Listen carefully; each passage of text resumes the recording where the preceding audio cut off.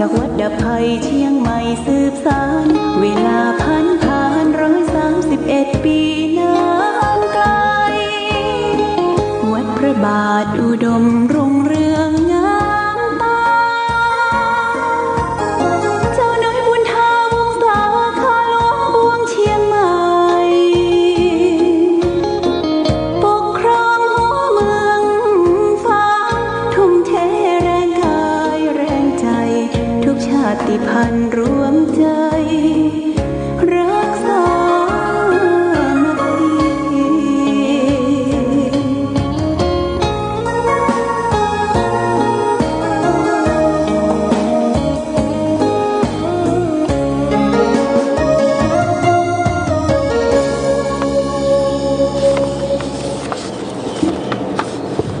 เจริญสุขศรัทธาสาธุชนญาติโยมท่านพุทธบริษัททั้งหลายวันนี้รายการธรรมประทีปส่องต่างก็ได้มาพบปะกับพ่อแม่พี่น้องศรัทธาสาธุชนญาติโยมแห่งครั้งหนึ่งวันนี้เป็นวันพฤหัสบดีที่17 เดือนมิถุนายนพุทธศักราช 2564 ซึ่งตรงกับเดือน10เหนือเดือน8ใต้ขึ้น8ค่ำวันนี้เป็นวันพระวันศีลเดือน10ต้นญาติโยม10ต้น10เหนือขึ้น8ค่ำสำหรับ10เดือนหน้านี่ก็เป็นเดือน10ที่จะเข้าวาสาละนะก็วันเวลาก็เคลื่อนย้ายคล้าย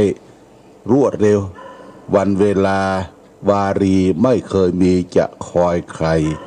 เรือเมล์และรถไฟก็ต้องออกไปตามเวลา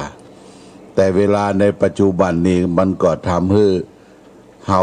ได้ทำการทำงานติดขัดหลายอย่างญาติโยมก็เพราะติดขัดเนี่ยก็เกี่ยวกับโรคภัยไข้เจ็บภัยพิบัติต่างๆที่ระบาดเกิดขึ้นกับมนุษยชาติคนเฮาทั้งต่างประเทศในประเทศจนนายกรัฐมนตรีว่าอย่างอี้รอบ่ไหวละก็จะเปิดประเทศญาติโยมเปิดประเทศก็บ่เกิน120 วันนะประเดี๋ยวนี้ที่เปิ้นบ่เปิดประเทศนั่นก็ต่างประเทศเปิ้นบ่มีนำพาบ่มีการค้าขายต่อกันรถเครื่องบินก็บ่สัญจรไปมาหาสู่กันก็เพราะกลัวจะนำพาเกี่ยวกับโรคภัยไข้เจ็บโควิด19ที่ระบาดไปทั่วโลกไปแย่กับบ้านเฮาเมืองเฮาญาติโยมแต่ว่าก็เร่งกันจะฉีดวัคซีนป้องกันภัยพิบัติโรคาพาธโรคโควิดป้องกันวัคซีนตัวนี้เอามาฉีดเพื่อจะได้เปิดประเทศให้ผู้คนได้เสาะว่าทำมาหากินถ้าจะมัวก็รัฐบาลเลี้ยงกู้เงินกู้สตางค์มาเอามาแจกให้คนมีกินมีใจทดแทนที่มันบ่ได้เกี่ยวกับการดำเนินชีวิตทุกวันเนี่ยรัฐบาลบอกว่าบ่ไหวจะเป็นหนี้เป็นสินพลุงพลังเพื่อลูกเพื่อหลานต่อไปก็จะเปิดโอกาสเรียกว่าสิ่งที่ล็อกดาวน์ไว้ก็จะเปิดอย่างร้านอาหารสถานที่อาบนวดสถานที่เป็นสปานวดอย่างต่างๆนี่ก็พยายามแต่ป้องกันเอาที่จะเปิดก็คือภูเก็ตเป็นแหล่งท่องเที่ยวของอันดามันของที่คนทุกโลกต้องการจะไปชมเกี่ยวกับหาดทรายสวยงามเกี่ยวกับอ่าวเกี่ยวกับสถานที่น้ำสะอาดบริสุทธิ์เนาะที่ภูเก็ตอย่างภูเก็ตแล้วก็จะมาที่เชียงใหม่นะเชียงใหม่เฮานี่ภูมิใจอย่างหนึ่งว่าเป็นแหล่งของวัฒนธรรมอันเหนียวแน่นของเชียงใหม่ผู้คนยิ้มแย้มแจ่มใสไปที่ไหนมีวัดวาอารามมีที่ไหว้ที่สักการะบูชาวัฒนธรรมหรือจารีตประเพณีที่มีอยู่เนี่ย เป็นการดึงเหนี่ยวเป็นการที่จะจักนำผู้คนได้มาแอวมาแหวงแต่ว่าถ้าเราจะมัวกันซบเซาเหงาอยู่รับนอนอ้วนกันไปทีละคนทีละคนเนี่ยญาติโยมมันบ่ไหวละรัฐบาลแบกภาระหนักบ่ไหวเพราะว่าจะต้องเสาะเงินเสาะทองกู้นั่นกู้นี่มาเอามาเฉลี่ยเจือจานปั่นความสุขแก่พ่อแม่พี่น้องประชาชนเพราะฉะนั้นสิ่งแรกนี่ญาติโยมเนี่ยเราก็ต้องเปิ้งตัวเองก่อนเนาะเปิ้งตัวเองกินของเก่าถึงวันเนี่ยกินของเก่าว่าซื่อๆกันกินของเก่าของที่มีอยู่ในบ้านในจองเป็นผักไม้ไส้เครือเป็นอย่างก็เก็บกินทำปันไปโป้นกันเป็นไปวันๆผ่านพ้นไปเป็นวันๆญาติโยมตูเจ้าอยู่วัดอยู่ว่าก็หันอกหันใจพอออกศรัทธาบ่ได้ไปเรียกร้องแต่ประการใดเนอะบ่ใช่ว่าหาคนเนินหาคนนี้มาช่วยอาตมาพ่องเหรออาตมาโหบิณฑบาตบ่ไหวบ่ใช่ตูเจ้าก็ต้องเปิ้งตัวเองมีอย่างของเก่าของเดิมข้าวสารอาหารแห้งก็เอามาต้มมาอย่างดูแลพระเนนกันต่อไปอย่างนี้เป็นต้นวันนี้ก็จะเป็นการมอบทุนการศึกษาให้แก่พระเนนจำนวน86รูปพร้อมโดยจีวรจิตสบงอังสะก็ครูบาอาจารย์โรงเรียนวัดพระบาทอุดมก็ไปเสาะแสวงหาเตรียมพร้อมความไว้เพื่อจะเปิดเทอมละออนที่มาบวชเนี่ยก็จะไม่ใช่ละออนที่จะมีสตุ้งสตางญาติโยมนะเป็นลูกหลานของพ่อแม่พี่น้องเป็นชาติพันธุ์พ่องเป็นอย่างพ่องก็มาบวชและบ่สามารถที่จะเฮียนตังนอกได้ตังนอกนี่มันแพงบ่สามารถที่จะไปซื้อเครื่องแต่งตัวซื้อรถซื้อรางให้เขาไปห้ามไปเฮียนแข่งกันตังนอกได้ก็โสดมาบวชแต่ว่าบวชเป็นสามเณรภาคฤดูร้อนปีนี้เพิ่งก็บวชมกเอาเนาะบวชมกเอาเท่าที่หูที่หันกันแล้วก็มีจำนวนทั้งหมดน่ะถึงม.1 ม.3 ม.4 ม.5 ม.86 รูปก็ได้รับเมตตาจากมูลนิธิของพระสุพจน์สุวัจโจพระสุพจน์สุวัจโจนี่เปิ้นเสียชีวิตหลายปีละถูกฆาตกรรมที่สวนเมตตาธรรมห้วยงูในนะญาติโยมนะเปิ้นไปอนุรักษ์รักษาผืนป่าที่หั่นมีคนมาทำร้ายมาบุกมาอย่างทำร้ายเปิ้นเสียชีวิตไปทุกปีวันที่11มิถุนายนนี่นะทางอาจารย์กิตติศักดิ์โยมน้อยก็ได้จัดการบอกพี่บอกน้องพ่อแม่ของพระสุพจน์ทุกปีนี่ก็จะไปทำบุญกันที่สวนเมตตาธรรมห้วยงูในปีนี้เพราะว่าโควิดมันลำบากเพิ่นก็มอบปัจจัยส่วนหนึ่งมาให้เป็นทุนการศึกษาแก่พระเนนแล้วก็เลี้ยงภัตตาหารวันนี้ก็จะเลี้ยงขนมจีนขนมเส้นพระเนนจำนวน86รูปก็คิดว่า9 โมงครึ่งเสร็จแล้วก็จะได้ไปงานศพที่บ้านแม่ห้างครับ2 ศพวันนี้เพิ่นจะเสียศพป้อมาเรียนรักเราเมื่อคืนก็ไปเทศไปแสดงธรรมที่หั่นที่ก็แจ้งญาติโยมทั้งสาธุชนว่าพระเนนที่มาบวชมาศึกษานี่เขาก็บ่ละบ่เลยนะวันนี้จะมอบทุนการศึกษาของพระสุพจน์รูปละ300 บาทแล้วก็พร้อมด้วยพระไตร1 ชุดแล้วเครื่องเขียนเป็นสมุดดินสอปากกาเป็นเครื่องทุนการศึกษาแก่พระเนนที่เรียนโรงเรียนวัดพระบาทอุดมศึกษาจึงขออนุโมทนากับอาจารย์กิตติศักดิ์กิตติโสพโนเจ้าสำนักเมตตาธรรมโยมน้อยและคณะที่ได้มีจิตเมตตาที่ได้ประสานงานได้รับบริจาคปัจจัย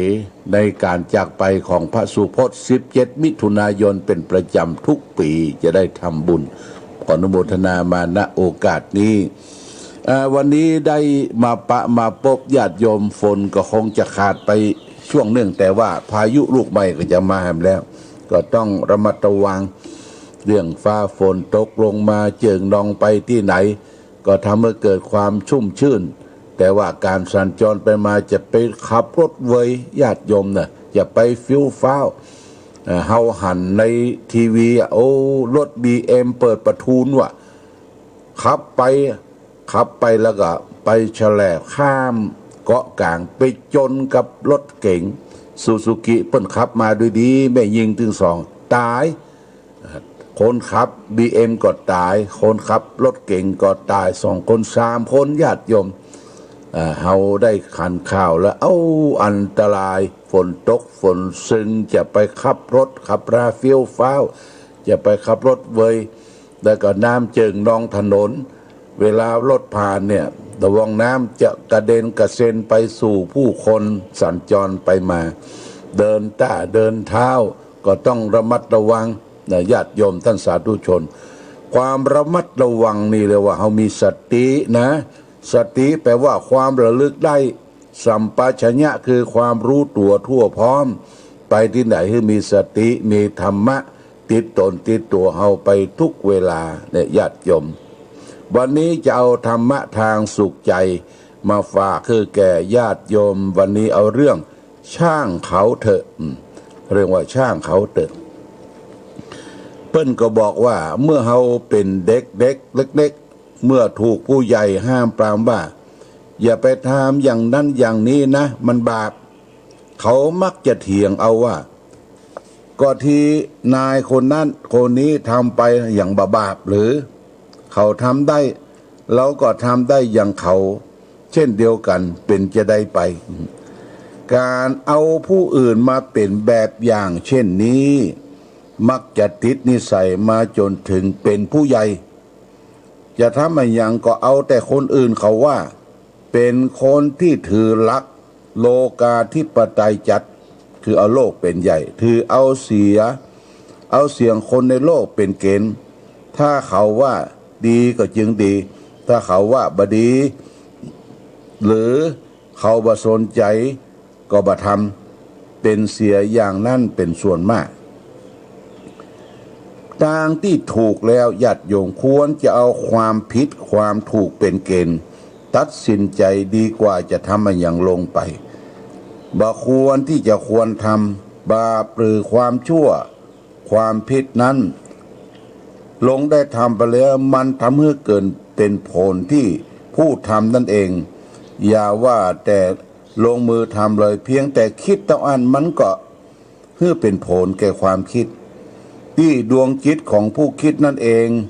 มันทำให้จิตใจที่เคยผ่องใสก็เป็นจิตใจอันเศร้าหมองไปมัวมืดไปด้วยรอยบาปอย่างนั้นจะหันบ่หันใครจะว่าอย่างไร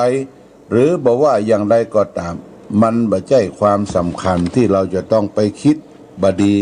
กับคนอื่นฉะนั้นในทางปฏิบัติถ้าเหตุผลมันบอกว่าดีก็จงทำถ้าเหตุผลว่ามันบอกว่าเลวว่าชั่วก็ควรที่จะเว้นเหียนะอย่าทำดีกว่าคนอื่นจะทำความชั่วกับคนอื่นอย่างไรก็ควรพิจารณาอัตนากตังปาปังอัตนาวะวิสุทธิติคนไม่ทำบาปก็บริสุทธิ์บริบูรณ์ที่ตนเองนี่เป็นพุทธภาษิตจากธรรมบทคุทธกนิกายนะญาติโยมนะบาปนี่แปลว่าลามกบาปเนี่ยบ่ใบไม้สระอาปอปานเนี่ยบาปแปลว่าลามกคือความชั่วเป็นมละมนทินเป็นเครื่องเศร้าหมองติดแปดเปื้อนอยู่ในจิตในใจนะหน้าตาแผ่ซ่านไปหมด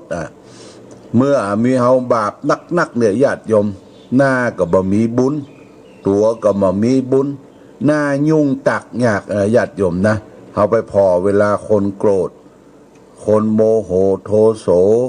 หน้าแดงกำตามนแกวดไป ปากสั้นดิดดิดเนี่ยอย่างตีนสั้นมือสั้นทำอย่างบัตุเพราะอย่างเพราะมีบาปมีความชั่วเลือดแผ่ซ่านไปทั่วสารพังกายตรงกันข้ามกับบุญญาติโยมเนี่ยบุญคือความสุขภายมีบุญเนี่ยหน้าเปิ้นอิ่มเบิกบานไปบอกบุญเปิ้นรับไปบอกบุญเปิ้นรับวันนี้มาบอกบุญเนอทำบุญด้วยกันนอเบิกว่าสาธุอนุโมทนามีน้อยตาน้อยนอเบิกใส่อนุโมทนาโอ้วันนี้บ่พร้อมเฮ้ยสตางค์สตุ้งสตางค์มีอนุโมทนาตัวเนอวันหน้าก็จะร่วมทำบุญโดยนี้หน้าเปิ้นอิ่มเบิกบานถ้าบ่มีบุญเนี่ยญาติโยมไปบอกบุญโอ้แหมละกาอย่างทำบุญบ่อยอย่างทำบุญบ่อยเป็นหน้ายุ่งตักหยักหน้าบอกบุญไม่รับญาติโยมนะหน้าบอกบุญบ่รับคนเฮาจะดีจะชั่วเนี่ยมันอยู่ที่จิตใจก็แผ่ซ่านไปทั่วสารพางกายไปถึงหน้าถึงตาหน้าบอกบุญบ่รับหน้าบูดตึเยอะบูดตึเยอะแปลงปากแหวหน้าบูดตึเยอะหน้าบอกบุญบ่รับเพราะอย่างก็เพราะว่าจิตใจนั้นมันแบบมันมีจิตใจโอบอ้อมอารีคิดเพื่อแผ่แก่บุคคลอื่นนี่เป็นเรื่องสำคัญญาติโยมแต่บุญเนี่ยเป็นชื่อของความสุขบุญไม่ใช่ว่าเกิดจากการได้ฮื้อตามอย่างเดียวญาติโยมบุญจะเกิดขึ้นได้3ประการคือ1ทานไมยบุญสำเร็จด้วยการฮื้อการให้การบริจาคทาน2ศีลไมยบุญสำเร็จด้วยการรักษาศีลรักษากายวาจาของตนเองให้เรียบร้อยนี่ก็เป็นบุญนะญาติโยมนะรักษาศีลเนี่ยกายของเองบริสุทธิ์สะอาดบริสุทธิ์พุทธพองนะ3ภาวนาไมยบุญสำเร็จด้วยการเจริญสมาธิภาวนาอย่างเช่นเฮาไปวัดไปวาเพิ่นว่าเฮ้อบุญครบบุญเต็มเน้อทานก็ได้ทานแล้วศีลก็ได้รักษาสมาทานต่อไปเฮ้อตั้งใจภาวนาสัก1 นาที2 นาทีเช่นแม่ไก่ก้มกินน้ำก็มีพระอานิสงส์เฮ้อมันครบทานศีลภาวนาเฮ้อมันครบญาติโยมเป็นกิริยาเป็นหนทางให้เกิดบุญคือความสุขนะไผแย่งชิงเอาไปบ่ได้ญาติโยมไผมีบุญคนนั้นก็จะมีความสุขเมื่อเฮาได้ประสบเหตุเพศภัยบ่ได้เจ็บบ่ได้ป่วยบ่ได้ไข้บ่ได้ทุกข์ทรภาคลำบากแต่ประการใดเปิ้นก็ว่าโอ้บุญเปิ้นแท้ๆบ่เจ็บบ่เป็นหยังเฮ้ยโรคภัยไข้เจ็บหยังบ่เข้ามาเบียดเบียนบุญเปิ้นแท้ๆอายุยืนไปไหนก็คล่องแคล่วว่องไวถึงแม้ว่าแก่ตัวแล้วก็ยังทำประโยชน์นะตะวานี่ได้ดูลายดูข่าวมีคนไทยเนี่ยเปิ้นเป็นเชื้อชาติญี่ปุ่นญาติโยมนะเชื้อชาติญี่ปุ่นไปสัมภาษณ์กับแม่เฒ่าคนหนึ่งอายุ80ปลายแล้วนะ80ปลายทำร้านอาหารแบบบุฟเฟ่ญาติโยมที่ประเทศญี่ปุ่นนะเปิ้นทำมาเกือบจะ40 ปีละแต่บุฟเฟ่นั้นญาติโยมบุฟเฟ่500 เยน500 เยนก็บ่กี่สตางค์นะ500 เยนไผมี500 เยนไปกินจนอิ่มกินจนต้องป่องญาติโยมกินจนอิ่มปากและปากเดี่ยมกินจนอิ่มนะแล้วก็คนไปไกลๆคนต่างจังหวัดต่างอย่างเข้าไปเนี่ยเพิ่นเลี้ยงฟรีละอ่อนอายุ12ลงมากินฟรีเนี่ยญาติโยมเฮาไปหันเปิ้นทำงานวันหนึ่งเปิ้นจะทำงานเนี่ย16 ชั่วโมงญาติโยมนะแม่เฒ่าคนนี้นะเปิ้นบอกว่าแต่ก่อนมันทุกข์มันยากสมัยสงครามความทุกข์ยากลำบากมีโอกาสได้ไปอยู่สวนพักสวนป่าเป็นคนรับจ้างทั่วไปพอเห็นว่าหันคนทุกข์คนยากนักถ้ามีโอกาสเก็บสตุ้งสตางค์ได้เมื่อใดเปิ้นก็จะท เฉลี่ยเจียจานความสุขส่วนตัวให้แก่บุคคลอื่นเปิ้นเก็บสตางค์ได้ประมาณ600,000 เยนญาติโยม600,000 เยนแล้วก็มีรถเครื่องเหี่ยกันหนังสือก็บอกคล่องอ่านก็บอกให้ออกแต่ใดเปิ้นเอารถเครื่องกันในเอวทั่วประเทศนะทั่วประเทศญี่ปุ่นนะไปในที่ต่างๆติดป้ายติดบอกติดธงเหียเอารถเครื่องนะเอวคนเดียวเอวคนเดียวแกร่งมากเป็นผู้หญิงแกร่งเป็นผู้มีบุญเอวทั่วประเทศจนเสี่ยงสตางค์300,000 เยนแล้วก็มีสตางค์เหลือว่าโอ้บอกไปละไปเอวละสงสัยที่ไหนก็ไปเอวไปปะไปปบมดจะอยู่ละจะหยุดพักละหยุดพักก็จะทำประโยชน์เพื่อก็ใจรถเครื่องตัวเนี้ยนะกันเนี่ยทดลองไปซื้ออาหารเตรียมการที่จะทำสำรับกับข้าวทีแรกก็ทำน้อยๆทำเฉลี่ยเจียจานแก่บุคคลอื่นเอาเข้ามีคนสนใจอยากจะมาชิมรสอาหารหลายๆลากวันหนึ่งเปิ้นจ่ายประมาณ 5-6 หมื่นเยนญาติโยมแต่ว่าอาหารทุกครั้งทุกวันขาดทุนนะแต่เปิ้นบ่เดือดเนอะเปิ้นบ่เดือดโอ้ม่วนอกม่วนใจวะนะเปิ้นมากินเปิ้นมาเอวมาแหวงมาแสดงสวัสดีโตยโอ้ดีอกดีใจเปิ้นตื่นตั้งแต่ตีสี่แล้วก็วันหนึ่งเปิ้นไปจ่ายสำรับกับเขาลูกเครื่องนะใส่พลุงพลังญาติโยมใส่จนว่ามดตึงหน้าตึงหลังเอามาแล้วก็เก็บเป็นแพ็คประเดี๋ยวนี้อาหารเนี่ยเปิ้นไปซื้อ